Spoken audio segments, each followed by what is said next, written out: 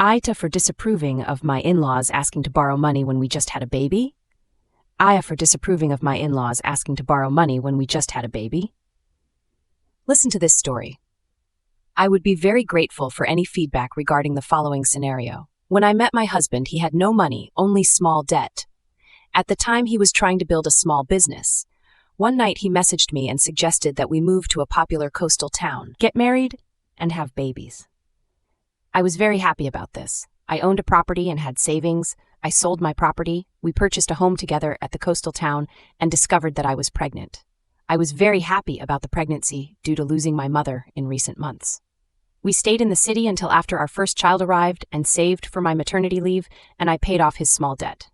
My husband did not have enough money to purchase an engagement ring, and therefore we delayed engagement and marriage.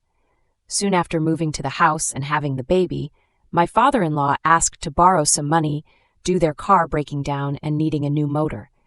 My in-laws had lent their modest life savings to my husband's sister and her husband to buy a business. I felt uncomfortable about being asked by my husband's parents to lend money when we had just had a baby, moved to a new town, and were trying to manage on my husband's modest wage. My husband was angry that I resisted the request and has held a grudge against me for the past 17 years. I tried to explain that I overwhelmed by the added responsibility of supporting his parents. I had lost my main support, my mother, and I had been generous with my money. I felt it was inappropriate and believed that it was a problem for his sister and her husband.